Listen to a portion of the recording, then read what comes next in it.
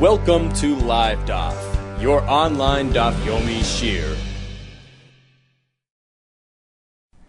Shalom Aleichem, welcome back to today's Daf Yomi, which is Shabbos Daf Kuf Mem Aleph. We're at the Mishnah, 4 lines from the top. It says in the Mishnah, Hakash shal gabi hamita. If one has straw sitting on a bed, and you'd like to lay down on the bed, and the kash is straw, which is muktzah, Rashi says it's designated lahasaka, to be used as fuel, which certainly is not useful for Shabbos. It's completely useless. It's inherently muktzah, so it can't be moved at all. Lo yinanenu biyadeh. He shouldn't go and move the kash, the straw, using his hands. Ela menaneh begufay. Rather, he can do so using his guf, his body.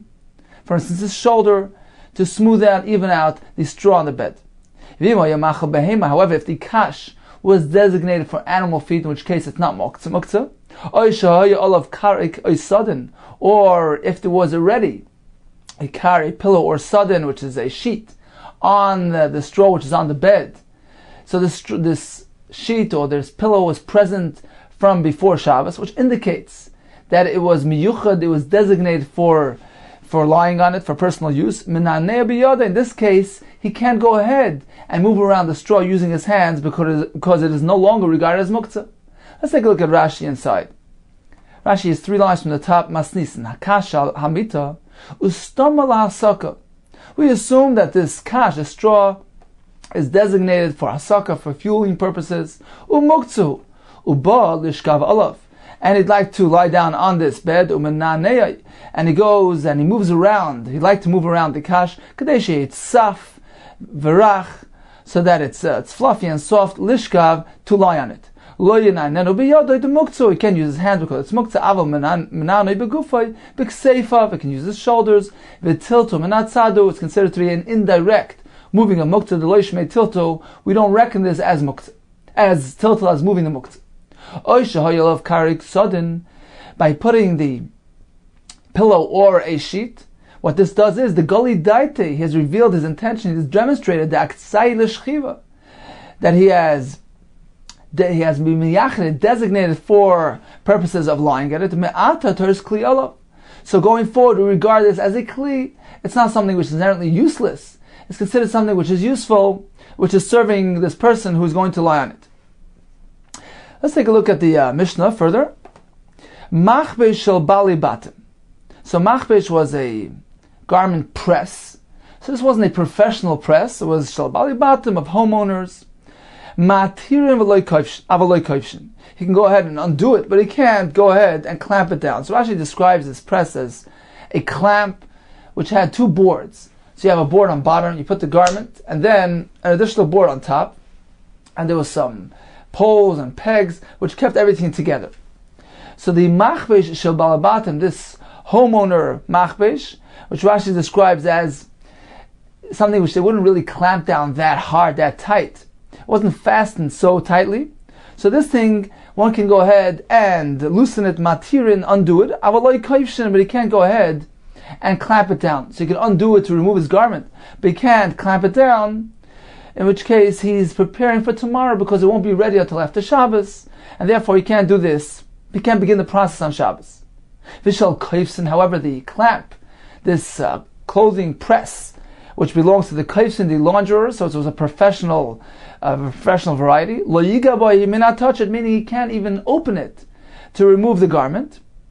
Rashi explains, since it's intended for fixing the garment, straightening it out, apparently the domestic use one was not such a tightly fastened one, was merely to perhaps maintain the shape of the clothing. This one was meant to be misaken, to repair it, to fix it, to actually press it properly. So this was done, so it was fastened tightly. Therefore, lo yigav, he can't touch it, he can't even open it, because Rashi says it's doimel stira. It appears like he's demolishing a structure. This is a midrabanan, so you can't even open it. Rabbi Yehuda Omer, if it was already partially loosened from before Shabbos, he can completely undo the clamp v'shoimtoi and remove his garment. Continues the Gemara. Amar of Nachman, Hai Pugla. This radish which they used to place into the ground, into the earth for storage. Milamala lamata shari. So if the wide head of the radish, so the head is wide and then it tapers down to the point on bottom. So if it was placed in the earth in this manner, milamala lamata, the wide head on top and the narrow portion on bottom, shari, then one doesn't need to hesitate to actually pull it out from the ground. Now obviously we're speaking that some of the leaves were exposed, so he needs just to lift the leaf and pull out the radish. Milamata lamala osir. However, if this radish was upside down, so it was milamata, meaning the wide head was on bottom, and lamala, it was going from wide to narrow. Milamata lamala, so the head was on bottom and the narrow portion was on top. Osir, in this case, there's a problem. He can't pull it out. Why? Because he's going to have to move around. When he pulls the radish, he's going to have to eject the earth which accumulated around the narrow portion of the radish. So he's moving muktzah. Says the Gemara, Omar of Ada bar Abba, Amri Berav. So they said in the Beis Medrash of Rav, Tanina like Rav Nachman, our Mishnah indicates otherwise. Because in our Mishnah we learned that one can do something if it's indirectly. And Rav Nachman does not allow moving the radish, since he's going to be moving the earth, even though it's indirectly. So our Mishnah teaches us, unlike the Shita of Rav Nachman. The Mishnah says, Akash al gabi mita. If you have straw on his bed, lo yina'anenu biyado, he can't move it using his hand, he can't directly manipulate the muktzah, avo manane begufay, but he can manipulate it using his body. If it was animal feed, if there was already, from before Shabbos, a car, a pillow, or a sudden, a sheet, manana biyado, then there's no concern because it's not muktzah. Shmamina, so we deduce from this Mishnah, we hear that tiltul menatzad, an indirect moving of muktzah, loish made tiltul. That is not regarded as moving muktzah. He's not directly related to the muktzah, and therefore there's no concern. Shmamina, indeed, this is a raya. So our Mishnah is a raya, is a proof, the Laikur of Nachman, not like the Shita of Rav Nachman. Now the Rosh asks the Kasha, how could you compare the two things? How could you compare the heter in our Mishnah, the Mishnah that allows moving the straw, using his body? He's not using his hands at all. He's using his shoulder, for instance. So it's not a direct tiltal. How can you compare that to Rav Nachman, where, although he's not touching the earth directly, but he's using his hand to pull out the radish?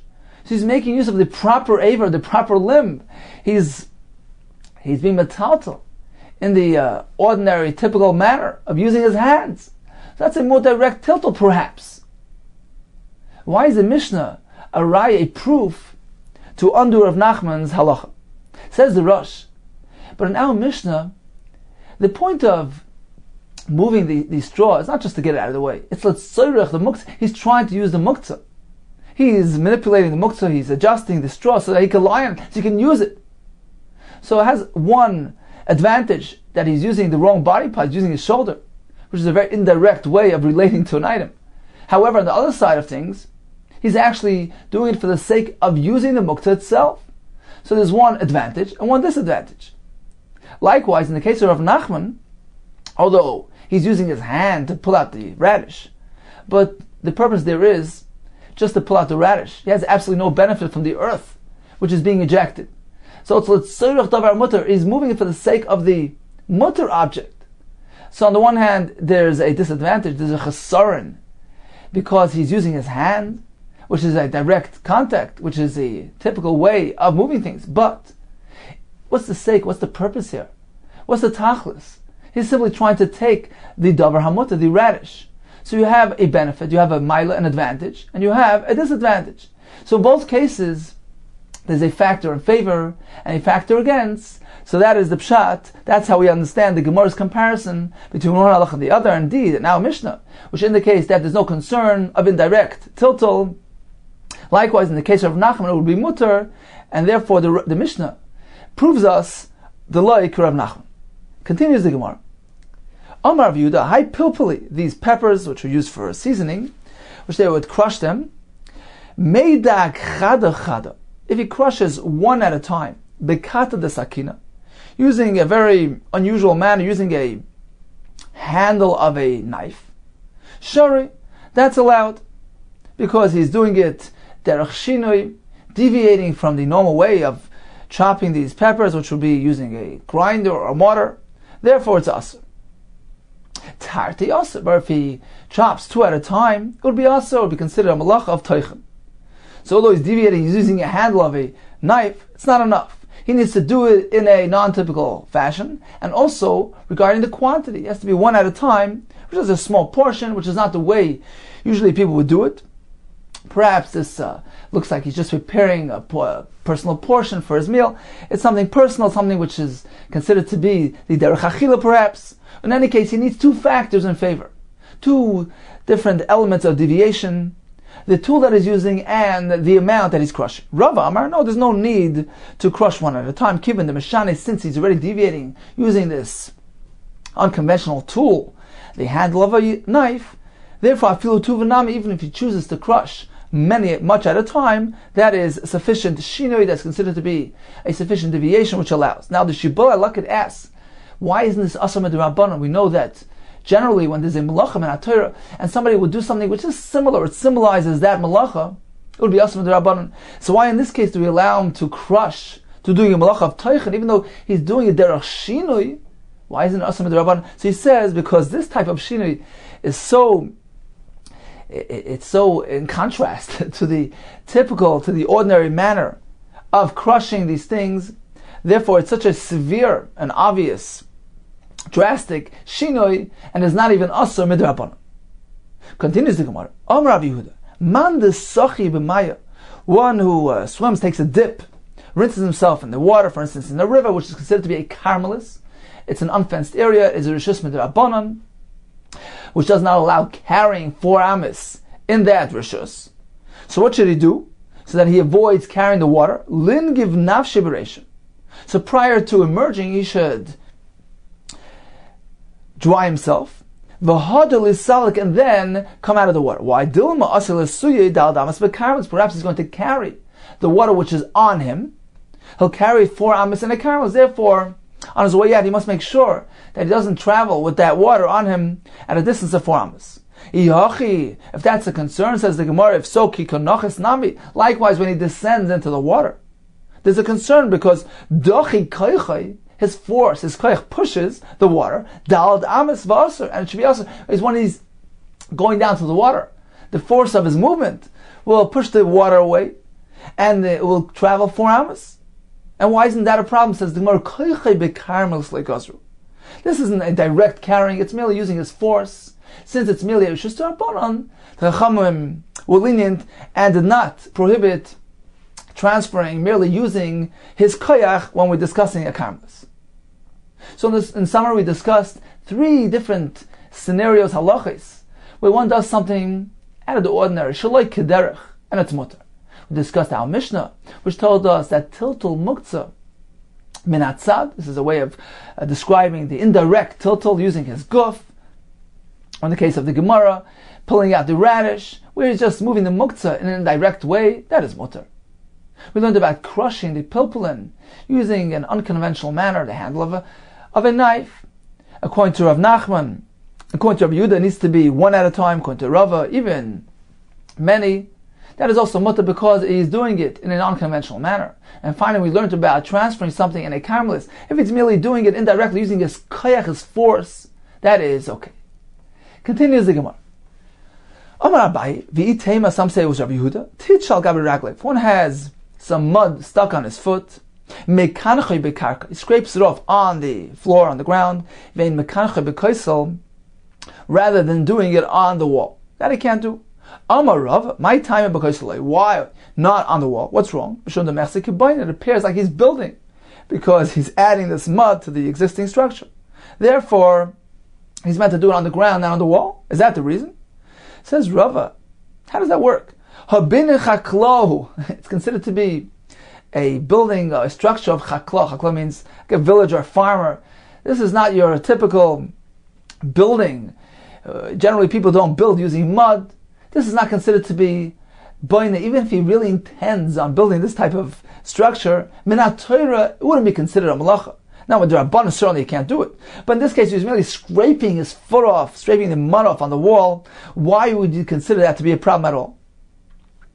Ela marava, just the opposite. he should scrape it off on the wall. However, he shouldn't scrape it on the floor. Why?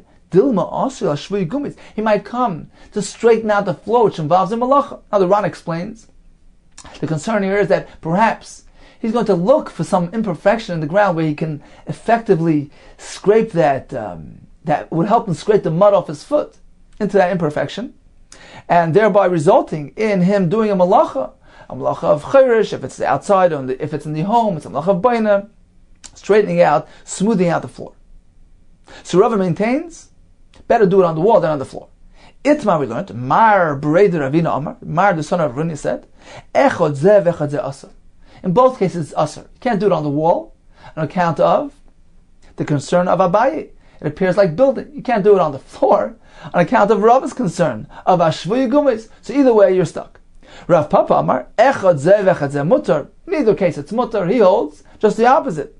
There's no concern on the wall because he holds it's not derech binyan.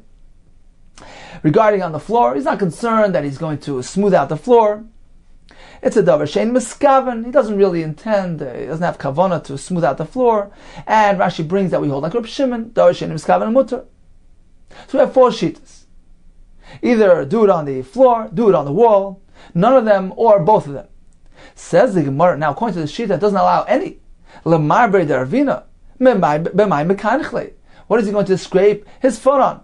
Mechanically, b'koira, they scrape it on a koira, on a beam, a wooden beam, which is lying there on the floor, in which case there's no concern of any of the above isurim, of baina, or shvui gumais, so that is a good option.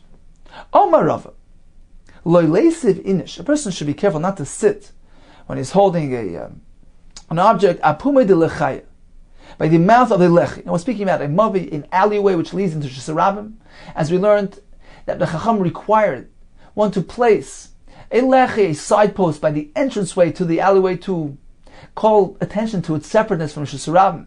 That one should realize that the mavi is an enclosed area, and therefore one can carry in the mavi, as opposed to Shisarabim, where one cannot carry. So Rabbi says one should take care not to engage in the activity, not to hold on to things there by the opening of the mavi, apumei de lechaya. So he's sitting alongside the lechi, where the lechi is not so visible to him. Why? Because the lechi is really a post which is flush to the wall. So if he's on the inside of the lechi, he sees the lechi coming up, he says, oh, I'm in a mavi, this is a place which is different than Shusarabim. However, if he's sitting alongside the lechi, so the lechi is on his side, so he doesn't really notice because it's flush to the wall, he doesn't really notice that he's sitting opposite the lechi. And as far as he's concerned, he's not really sitting in a place which is separate from Shusarabim. So what's the concern? Dilma, there's a concern, perhaps, megander lechefetz. So the chefetz that he's holding will roll down into the Shusarabim, and he might be tempted to go bring it from the Shusarabim to the Mavi. He won't realize, well, the Shusarabim is a different domain than the Mavi. V'amarava, v'lo litzadid inish kuva, there's a gersa ba'ara. A person should not position a barrel on the floor, dilma osila shvui gumis, because he might be tempted to smooth out those pits, those imperfections, in order to place his barrel properly. V'amarava, lihadik inish udra, a person should not tightly fasten this rag, Rashi says muchen, some type of materials, but puma de shisha, into the mouth, the opening of the pach, of this bucket, of this pitcher. Why? Dilma osili de schita, because this might lead him to do schita, because this material might be wet, and by forcing it into the opening, he might be squeezing out the liquid, in which case is a malacha, either a malacha of dash, because he's extracting liquid from the rag, or perhaps a malacha of melabin, because he's cleaning the rag from its liquid. So there's a concern, don't affix it tightly. Omar Rav Kana, getting back to the mud on one's shoe, on one's clothing, on one's body, tit shal gabi bigda. If one has mud sitting on his beged, how does he clean himself? Mekaska soim bifnim. He can scrape it off from the inside, meaning only on the inside surface of the beged, opposite the mud. So the mud on the outside, he can't scrape it off on the outside, but he must. He can scrape it on the inside, so he scrapes the material behind the spot there, and he loosens the material. In this way, perhaps the mud will slip off. mekaskasem b'fnim ve'ein mekaskasem b'chutz. He cannot go ahead and scrape the material on the outside surface. Let's take a look at Rashi. Rashi has 4 lines from the bottom. Mekaskasem mishafshafay. So he rubs it mibifnim on the inside surface, loy mucha milsa, because it's not visible and apparent, lischazuy k'malabin, and it doesn't appear like he's being malabin, like he's cleaning his garment. Umalabin mamash lehabi. Now Rashi points out that certainly if he would scrape even the outside, he wouldn't be committing a malacha of malabin. The einois in shamayim, since he's not placing water. So Rashi maintains that only if he actually uses water is he performing the malacha malabin. Scraping is only a malacha derabbanan. So if he does it on the inside surface, it doesn't appear like he's really cleaning it properly, and therefore it is mutter. Kiskus, says Rashi, dami lemachabis, it appears like he's laundering his garment. Now the Mishnah Brewer points out that apparently we're speaking that the spot will still remain, although the mud will fall off, but a spot will still remain, some dirt will still remain behind, and therefore it's not considered to be a malacha of malabein midaraisa. Meaning what Rashi points out, that not using water avoids the malacha, because Rashi evidently speaking when there'll still be some mark remaining behind, in which case he's not really properly cleaned his garment, therefore it's not a malacha deraisa, it's only a rabbinic concern. Therefore, when he's mekaskis on the inside of the beged, that mitigates that concern, and therefore he's allowed to. Continues the Gemara. Meisvei. So if Kahana told us he can go ahead and scrub it from the inside, there's no Issur D'Rabbanan. We have a Brisa which indicates otherwise. Tichal gabe min ole. If one has mud sitting on his shoe, megarroi begav sakin. He can scrape it off using the back of a knife, meaning the dull side of the knife. Vishal bigdoi, mud which is present on his beged, megarroi b'tziperin. He can scrape it off using his nail. Uvavashle is kaskes. As long as he doesn't go and scrub the material properly. So ikaskis means that he's taking the materials, rubbing it against each other. That he can't do. He can use his nail, but not to be mekaskis. Says the Gemara. Okay, so you see that kiskus, rubbing the material against each other, is a problem. My love shlei kaskis kal. Apparently, the Brisa does not allow kiskus at all, even if he's doing it on the inside surface of his beged. So this is unlike Rav Kahana, who allows. Says the Gemara, loy. No, shalei kaskis machutz. He shouldn't scrub the material against each other on the outside surface where the stain is present. Rather, he can do it on the inside, in accordance with Rav Kahana's halacha. Amar Rabavo, Amar Belaz, Amar Avyani, Megarin minal chodesh. One can scrape mud off a new shoe, avalo yoshan, but not off an old shoe. Let's take a look at Rashi. The bottom line here, avalo yoshan, says Rashi shall qualify because he's peeling it. He's shaving off the fibers from his old shoe. He's doing a malacha v'machik. He's smoothing out the leather. So you can only do this to a new shoe, but not to an old one. Says the Gemara, b'ma megaroi. So we're allowed to do it to a new shoe. What is he going to use? What kind of tool? A Ravo. So Ravo was the one who actually presented this halacha. Right? It was a Ravo, then a Rav Lezer, then a Rav Yanai, who allowed scraping the old shoe. Now Ravo himself explained, elaborated that he can use begav sakin. He can go and scrape the mud, provided he uses the back of the knife, the dull side of the sakin. Amar le'ahu saba. So this elderly Talmud Chacham told him, Sami didach. He told Ravo, erase your quote, your presentation, your halacha, where you allowed scraping the new shoe. Erase that. Mikame ha the Tani Rav Chia. In light of the fact that Rav Chia taught a brisa as follows: Ein megarin loy min al chodesh v'loy min al yoshan. One cannot scrape not a new shoe nor an old shoe. Apparently, according to Rav Chia, in both cases is a concern of a malacha of a machik. And the brisa continues: V'lo yosach es raglei shemen.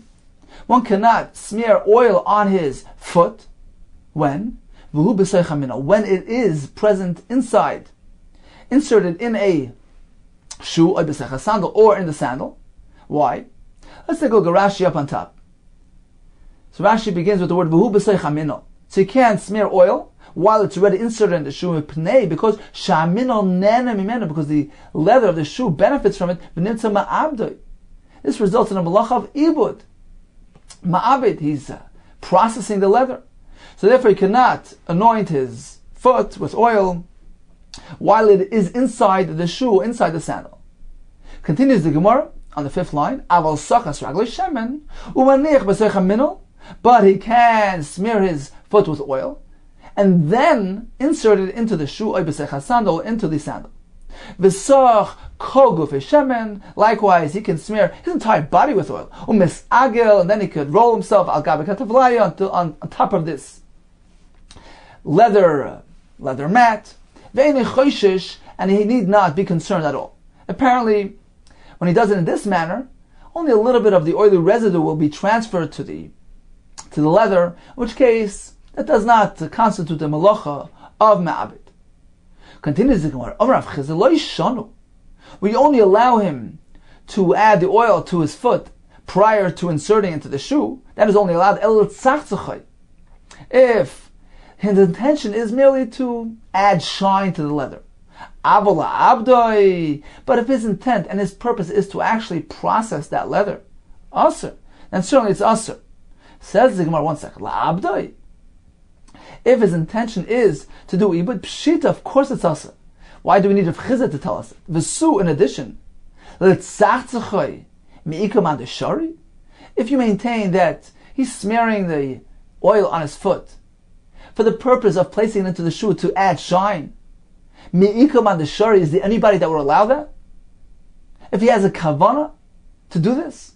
Now, although there's no malachim and ator, because he's not actually being ma'abed, he's not processing, he's simply trying to add shine, but midrabanan at least it should be asr. So this can't be pshan Rav Chizda. Rav Chizda cannot be presenting a halacha here regarding a person who actually has purpose and intent to add shine, or actually to purposely process his leather. Ella, rather, this is how we're meant to learn the halacha of Chizda. Rav Chizda, lo yishanu, we have not learned this halacha, meaning certainly this person has no kavanah, no intent to shine the leather, to benefit the leather in any way. However, he's putting oil on his foot and then inserting into the shoe. Was that really kavanah to enhance the leather? Nevertheless, Rav Chizda tells us there's a limitation here. There's a restriction. Lo yishanu. This is only said and allowed. Elo shiur l'tzachtzach. Only if the amount of oil that he's placing on his foot is a small quantity, where even when he inserts it into the shoe, it will only add some shine to the shoe. In this case, it's mutter. Again, we're not speaking about doing it for that purpose. He's doing it simply to anoint his foot, and then he's going to wear the shoe. But if it's just a small amount of oil, then that's okay. Rav Chizda tells us, but if he places a large amount of oil, a large quantity on his foot, which will result in subsequently processing the leather, it's so much oil that when he transfers his foot into the leather, it's going to really soak the leather up and process it. In this case, it's asr. Now, Rabban explains that this is not even called a davar she'eini miskaven. It's not considered to be a secondary masa, just as a result of his primary intent. He's transferring oil in such a large quantity into his shoes in the back of his mind. Why is he doing this? Because he wants to benefit and enhance the leather. It's called a malacha b'kavana, and therefore it is asr and is a malacha of ma'abed. So in summary, we learned about mud, which is found on all types of things, on his foot, his clothing, his shoe. So regarding the tit, which is found on one's foot, how does he scrape it off? We have one shita which says, do it on the ground, don't do it on the wall for concern of binyan. We have another shita which says, just the opposite, scrape it on the wall. That's not considered to be a derech binyan, using mud to build, no concern. Rather, do that, then rubbing it on the ground, which involves a concern that he might go smooth out the floor, la shviyu gumois. Therefore, he can't do that. There's a shita which doesn't allow either one, and a shita which says in both cases it's mutter. Regarding tit, which is sitting on one's beged, the Gemara says he can scrape it off using his nail. But regarding actually rubbing the material against each other, that he could only do mibifnim, on the interior surface of the beged and not on the outside. Regarding tit, which one finds present on his shoe, now we're speaking about a new shoe, so a machlekes. According to Ravo, he can remove that using the back of a knife. According to Tani Reb Chia, he cannot remove it at all. Regarding placing oil on one's foot, of course we're speaking that he has no kavanah, he has no intent to enhance the leather. So in this context, If his foot is already inserted in his shoe, then he cannot go anoint his foot with oil. But if it's outside the shoe, so a little bit, Rav Chizda says just a bit, is allowed. We're speaking that it will not actually process the leather. It's only a shear which will, at most, add a shine to the leather. So in this case, it's mutter. But if it's a large quantity of oil, which will result in the leather actually becoming processed, we regard this as a malacha, and he can't even place it when his foot is still outside the shoe because he's simply transferring the oil onto the shoe. That's considered to be a malacha of ma'abed. Continues the Gemara. Tanu Rabbanan, we learned in the Brayso, lo yetze katan, a fellow who has a small size foot should not go out wearing b'minal gadol, a large size shoe, because it might fall off and he'll go ahead and carry it. However, one can go out wearing a large size, an oversized robe, because firstly it's more likely, more plausible that it's going to remain on him, and secondly, he won't be tempted to remove it and remain without clothing. A woman who's more particular about her clothing, she shouldn't go out wearing a torn shoe because it's something embarrassing for her. She might go and remove it in Rosh Hashanah. Nor should she use this type of shoe for the mitzvah chalitza. It's not your preferred shoe because it's torn. However, if chalitza was done with this torn shoe, it is considered to be a valid chalitza. Now the Tosfos speaks out that the Farshim speak out that we're speaking about only a partially torn shoe, therefore it is allowed to be used for chalitza. Continues the Gemara. One should not go out, we're speaking about a woman again, she should not go out wearing a new shoe. Be'eze minal amru, which shoe? We're speaking about minal shel isha, a woman's shoe.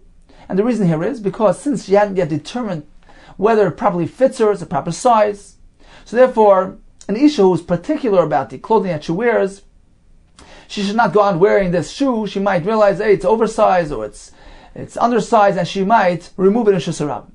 Tani bar kapara lo yishanu. This halacha was only said, it is only a concern ela shelo yotza bay shah achas boydem. She has not yet tested it for even a shah achas, a small moment before Shabbos. She had not yet worn the shoe, and she has not yet determined whether or not it fits her properly. Avol yotza bay mer Shabbos, but if she already used it before Shabbos, mutter, then there's no concern. Continues the Gemara. Tani chad, we learned in one brayso. Shomtin minol me'al gabe emus. So the emus, some say imum, this is a cast, a shoe form on which they would fashion the shoe. So when the minol is still sitting on the emus, on this cast, one may remove it on Shabbos. So this shoe, despite the fact that it's still sitting on its form, is considered to be a proper kli. It's not muktzah. One can move it on Shabbos. V'tani idach. We found in another brayso, ein shemtin. One may not remove the shoe from the form. Apparently, it is muktzah. It says in Maloi Kasha, there's no difficulty, because each brayso represents a different shita. Hara belezer, hara banan.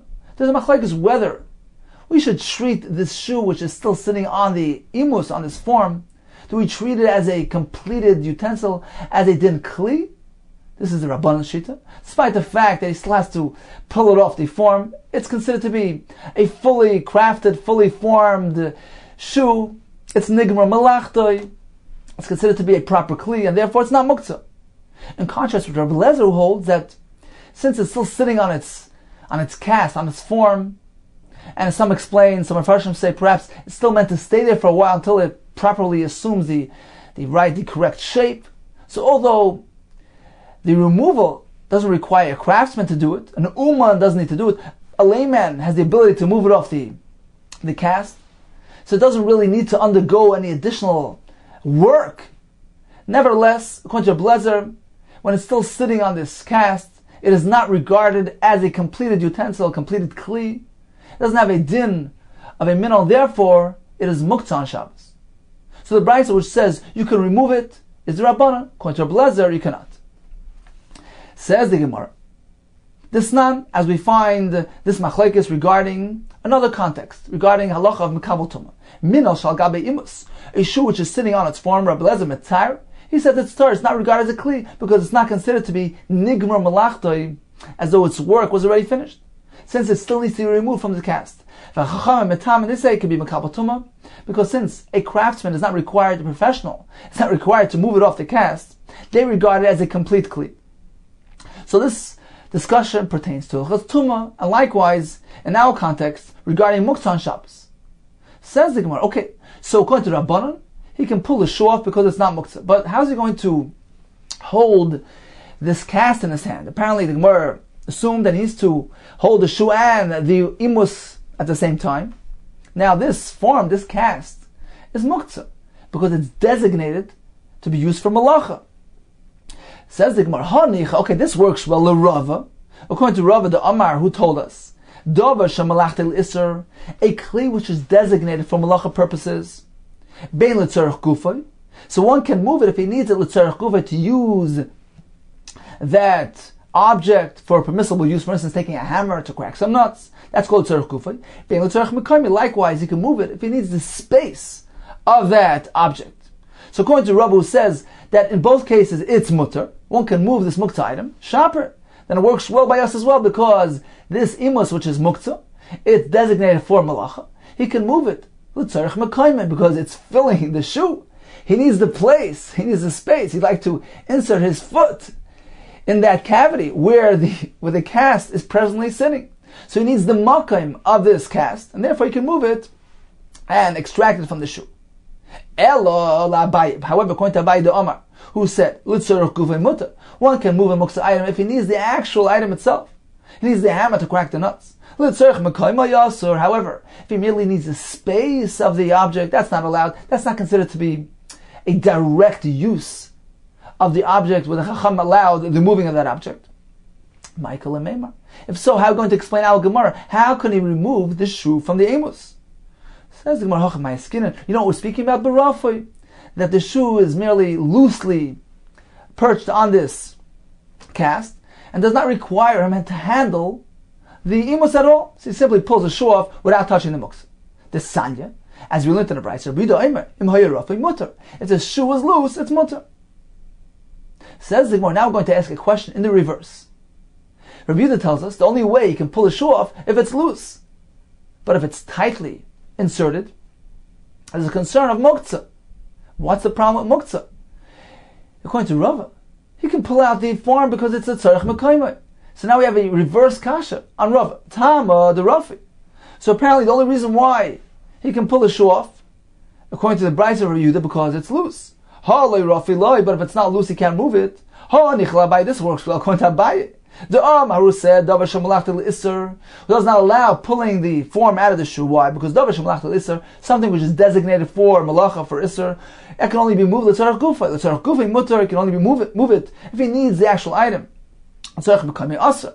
But if he merely needs a space, it's aser shaper. Then this indeed is compatible with the Brayso of Yehuda. So therefore, only if it's loose, in which case he avoids interacting with the cast, he's allowed to pull the shoe off. But if it's tightly inserted, in which case he has to handle the muktzah, it's also because the tzarech mekayim does not allow the movement of the muktzah. However, according to Rav the Amar, who said that in either case it's allowed. Bein l'tzarech gufay, bein l'tzarech mekayim, it's mutter. Michael and Meimar. My iri Rafi. If so, why does Rabbi Yehuda need to stipulate that this shoe needs to be loose? I feel loy Rafi nami. Even if the shoe is not Rafi, it's not loose, there's no concern because he's allowed to manually extract the cast from the shoe because he needs the makah. Says the Gemara, Ha'hid Rabbi Yehuda mishum der belezer. That quote of Rabbi Yehuda that stipulates that the only allowance is when it's rafi is based on the opinion of Rabbi Lezer, who, as we know, holds that this shoe, which is tightly fastened on the cast, is regarded as muktzah. It's not a kli.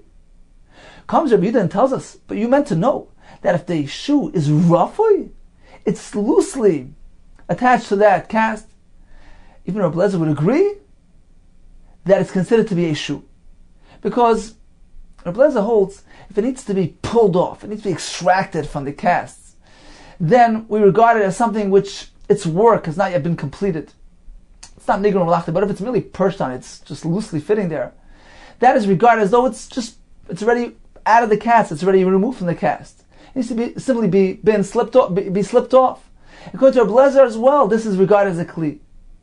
So that's the understanding of Yehuda. Yehuda tells us that according to Rabbi Eliezer, in this case, it would be different, it would be mutter. The Sani, as we learned in the Brayso. Indeed, Rabbi Yehuda, Oimeh Mishum Rabbi Eliezer. Im Hayeh Rafei mutter. So he's basing his halacha on Rabbi Eliezer. He's explaining Rabbi Eliezer. Generally, if it's tightly, firmly fastened on the cast, it would be regarded as something which is unfinished and is muktzah. But if it's rough, it's loose, and can easily be slipped off, that is regarded as a kli, and is considered to be non-muktzah. Now, according to Rava, even if it's tightly fastened onto the cast, it wouldn't be a concern according to the Shittas Rabbana, because he can move the muktzah, because he needs the space of the cast. So in summary, regarding the halacha of shemtin minal ma'agabe emus, removing the shoe from the cast, so according to Rabbi Eliezer, it depends. As we just said, if it's loose, then it's mutter. But if it's tight, it's ain't rough, then it's asr, because according to Rabbi Eliezer, since it still is lacking removal, extraction from that cast, it's not considered to be a finished product, and therefore it's not makabel tumah, it's not a kli, and it's muktzah. He can't remove it on Shabbos. Now, according to the Shittas Rabbanan, if it's loosely fitting, then according to all Shittas, there's no concern. But if it's tight, then we have a discussion. Rava holds there's no concern, it's mutter, because although he has to grab onto the cast to pull off the shoe, that's called tiltul tzarech mekayim, which is allowed. Whereas according to Abaye, he cannot do this because the cast is something which is malachte le'isser, which can only be moved for the sake of using that object itself, as opposed to in our case where he merely needs the space of the item in tzarech mekayim, in which case it would be asr. Hadron alach toilen. Continues the Mishnah. Noitel adam es benoi. One may carry his son. We're speaking about carrying him in an enclosed area, for instance, in a courtyard, a chutzner. So he carries his son v'even biyadai, despite the fact that he has a stone, which is muktzah. He has the even in his hand. The Gemara will explain why there's no concern of the fathers carrying muktzah. Continues the Mishnah. Vikal kola, likewise, a person can carry a basket of even b'secha, despite the fact that there's a stone within it. The Gemara will explain. One may move around truma tmeya, truma which is impure, which is useless. He can carry it on account of the truma tahira with it, or on account of the chulin, the non-truma which is with it. The Gemara will explain the meaning behind these halachas. Rabbi Yehuda Omer, af malinas hamaduma be'echad b'meya. So meduma is a mixture in which truma fell into non-truma produce, chulin. The halacha is, if it's 100 against 1, so if 1 gram or ounce of truma falls into 100 times as much, the volume of the chulin is 100 times the amount of the truma, then this truma becomes batal, becomes mutab. However, he needs to be mala, he needs to bring out, he needs to take out, extract the amount from this mixture, the amount which is equal to the amount of truma that fell in. So Rav Yehuda says one can do this on Shabbos, even though this enables the produce to be eaten. There's no concern of being masaken, as the Gemara will explain. So again, the words Rav Yehuda, af malanas hamaduma be'echad b'meya. One can go ahead and be mala, pick out the volume that needs to take out from this meduma when it has echad b'meya, 101 portions in total. Continues the Gemara. Amar Rav. If one carries out into Shesarabim a tinaik, a small child, chai, a living tinaik, v'kis talei b'tzabari, who has a pouch hanging on his neck, chayav mishum kis. The person who carries his child with a kiss is liable. He's chayav, not on account of the child. The Gemara will soon explain why not, but he's chayav on account of carrying the pouch. Now, what's the chiddush here? What's the novelty of Rava? Because perhaps we can say that this kiss, since it's being carried by this child, is part of the child. It's batal, it's serving the child, it's nullified to the child. And as a result, if one carries a child, It's not as though I'm carrying that pouch, the child is carrying it. It's batal to the child. It doesn't relate back to me, it doesn't reflect back to me. Rava says no, that's not the case. It is as though the person carrying the child is also carrying that pouch and is chayv. However, tinoik meis, v'kis toloi b'tzavoroi, if he's carrying a tinoik meis, a small child who is not alive, v'kis toloi b'tzavoroi, who has a kiss, a pouch around his neck, potter, then he's completely potter. Explains the Gemara. Tinoik chayv, he carries a tinoik chayv, v'kis toloi b'tzavoroi chayv mishum kiss. He's chayv on account of the pouch. What about the child himself? Why isn't that allowed? Why isn't he chayv on account of carrying the tinoik? Rava Rav Nosson Svirle, Rava holds like the Shita of Rav Nosson. The Omar, who says, Chay noises atzmai, a live person carries himself, meaning he makes himself a bit lighter. Therefore, it's not similar to your typical load, and he is part of carrying a live person. So there's no chiv on account of carrying a live child. The chiv is only due to the fact that he's carrying a pouch with him. Says the Gemara, what's the problem? Why don't we say that the kiss, the pouch, is batal? It's subordinate to the child. In which case, we don't reckon with it. Haven't we learned? If one carries out a live person in a bed, he's lying in a bed, and he carries them both out together. Not only is he potter on account of the living person, as we said, there's no chiyuv for that. Likewise, he's potter for the bed as well, because the bed is considered to be tafel. It is secondary to the person lying in it. Therefore, if you're part of carrying the person, certainly you're part of carrying the bed, which is not an independent entity. It's merely there to serve the person. It's bottled to the person. So we don't reckon with it on its own. So why is this case different? Why is he chayv on the pouch, which is being worn by the child? Says when it comes to a living person lying in a bed, they are mavatal the mita to that person. Actually says he needs it. He's lying on the bed, so it's serving him. It's bottled him. In contrast to the kiss l'gabitinik lo mavatle, they don't nullify. They're not mavatal this kiss to the child. Apparently, it's not really something of necessity. Therefore, it's not bottled to him. Rather, it has its own independent identity, and therefore, one who carries a child who has this pouch, it's as though he's directly carrying the pouch and he's chayv. Continues the Gemara regarding a tinoik meis. If he carries that child, the kiss toloi b'tzavari potter, he's completely potter. Why isn't he chayv on account of carrying the tinoik? Rava Reb Shimon Svirle. Rava subscribes to Reb Shimon's opinion. The Amar kol melacha she'ein tzricha legufa potter le. If one does a malacha which is not needed for the sake of itself, for its defined purpose, for instance, carrying out the mace, in which case he's not doing the malacha of carrying because he needs the object outside. He's simply trying to clear his home of the tumah. So it's a malacha being performed shaloi legufa. He doesn't need the benefit of the actual malacha. He's merely deriving secondary benefit from it. So according to Reb Shimon, he is potter. That's why when he carries this mace, this child, he's potter.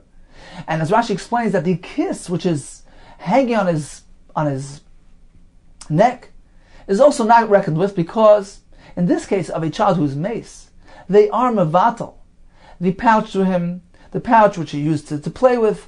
Rashi says on account of their bitterness, they're just mevatla to the child. They don't want to really use it at this moment.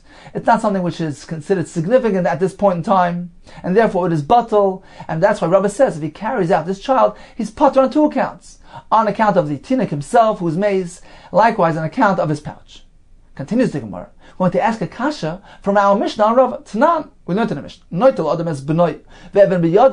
One may lift his child who's holding onto a rock. So certainly we're not speaking about Rosh Hashanah. He's carrying him in a courtyard, in an enclosed area. But why can he do this? Isn't he carrying muktzah? If Rava teaches us a concept that the person carrying the tinik is considered to be carrying the item which is being carried by the tinik, it relates and reflects back to this person. So likewise, when it comes to muktzah, when he carries a child who's holding a rock, it should be reckoned as though the father is actually carrying the rock himself. Says the Gemara, Amrit ve'Rabbi Yanai b'tinok sheyesh le'geiguv v'nalaviv. We're speaking about a unique case. The Chachamim provided a special allowance. A child who was very deeply emotionally attached to his father. Yesh le'geiguv v'nalaviv. In which case, there's a sakana of chayli, he might become ill, become so emotionally distressed, he'll fall ill, become ill, and therefore the Chacham allowed the father to pick him up, to soothe him, despite the fact that he's holding onto a rock. Since it's an indirect carrying of muktzah, not actually holding the father, not actually interacting with the rock, it's merely indirectly. So indirect muktzah is allowed in this case. But certainly this would not be allowed if it involves a melachim not Torah carrying shesarab. Says the Gemara, Ihachi. Okay, so if that's the case, Ma'ir Evan. So why specifically a stone? I feel a dinner nami. Even if the son is holding onto a coin, why can't the father carry him? If there's an additional concern, you have chayli. Allah Amarava. Why then did Rava tell us? Lo yishanu. This halacha of carrying a son is only said Ela Evan if he's holding onto a rock. Aval dinar asa. But if he's carrying a coin, it's asa. What's the problem? We're discussing muktzah. We're discussing indirectly touching muktzah. He's holding this son who's holding this dinar. There's a special circumstance which allows it. So why did Rava say we're limited to a stone, whereas a coin would be asr? Says the Gemara, that's on account of another concern. Even in nafala, if a stone should drop out of the child's hand, the father would not come, not be tempted to go and get it and touch muktzah directly. As opposed to a coin which has value, dinar, enough if it slips out of the child's hand, the father will be tempted to come and lift it and directly interact with muktzah. So the concern is a different type of concern. It's not because when he's holding the child, it's also because it's as though he's touching the muktzah. That would be mutter, because it's a special circumstance on account of the child's very deep emotional involvement with his father. The concern by a coin is perhaps that it might slip out and the father might directly touch the muktzah, in which case there's no allowance, because the heter is merely indirect. If he lifts the child who's holding that muktzah, Chacham allowed it because it's an indirect muktzah interaction. But if there's any chashash that he might come to actually directly touch the muktzah, then it's us. Continues the Gemara, Tanika Basi the Rava. We have a brisa which supports Rava's contention that when one person carries another, who that person who's being carried is holding on to something, that object relates back and reflects back to the first person, and we regard it as though that first person is actually carrying that item. We have a brisa which teaches us this concept. Hamoitzi kelev mikupalam. If one goes out and just rabbi carrying kelev of his clothing, mikupalam, folded up, folded and placed on his shoulder, he's not wearing them, he's merely carrying them like a load. Bisandolov, his sandals of taba'isav, his rings biyodai, on his hand, he's not wearing them, he's merely holding them. Chayav, because he's carrying a load. But if he's wearing them, in which case they are bottled to the person, his shoes, his clothing, his rings, so they're bottled to him, and there's no concern. Hamoitzi Adam, what if Ruvain carries out Shimon, he's holding Shimon, walking with him out, just Rabbim, the Caleb Olav, and Shimon is wearing his clothing, the Sandalov and his sandals, Baraglov, are affixed to his feet, the Taboisav Biyadav, and he's wearing his rings, Potter. Because Reuven is merely carrying a living person, in which case there's no malacha, chay noises atzmai. And these items, these articles of clothing and rings, are not considered to be a masa because they're being worn by the second party who's being carried. Therefore, they're bottled to him. However, she'ilu ha'itzion k'moy she'ein chayav. But if Shimon, the one that's being carried, is actually holding on to those garments k'moy she'ein, he's not wearing them, and Reuven carries Shimon in this manner, then it would be chayav, because these items are not bottled to Shimon. They're like ordinary objects that he's holding. And we relate and we reflect these items back to the person, to Reuven, who's holding on to Shimon.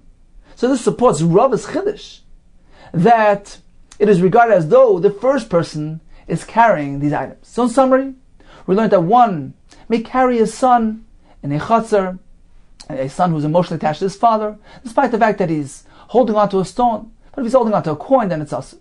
If a child is wearing a pouch and one carries him into Rishus Rabbim, Rava says he's chayiv on account of carrying the pouch. If he carries a tinik mace with a kiss, then he's pater completely. If he carries a person who's wearing his clothing, he's pater. But if he carries a person who's actually holding on to his clothing, then Reuven, who's carrying that person, is chayiv on account of those garments. Okay, time for a brief review of today's daf. We began with 3 different variations of doing something in a non-conventional manner, in which case it's mutter, moving around the straw using his body, crushing the pilpul using the handle of a knife, or causing water to move around in a karmelis. We learned that if one finds mud on his foot, there's a shita that says scrape it on the floor. Another shita that says scrape it on the wall. There's one shita that says both are asr, and one shita which allows both. If he finds it on his beged, he can scrape it off using his nail. Can he go ahead and scrub the material to each other? He can only do it on the interior surface. What if he finds it on his shoe? One shita says if it's a new shoe, he can scrape it off using the back of a knife. Another shita says it's asr because he's smoothing out his shoe. It's a malach v'machik. Placing oil on one's foot, if it is already inside his shoe, then it's asr. If his foot is still outside his shoe, then a bit of oil is allowed, but a lot, which will cause the leather to be processed, that's asr on account of malacha of ma'abit. Maybe one pull his shoe off the cast on Shabbos, according to Rabbi Lezer, only if it's loose. According to Rabbanon, when it's loose, certainly. Rava maintains even when it's tight, there's no concern because he's pulling the cast out because he needs the makom of that cast. We concluded that if one has a son who's deeply emotionally attached to him, he can lift him despite the fact that he's holding a rock in his hand.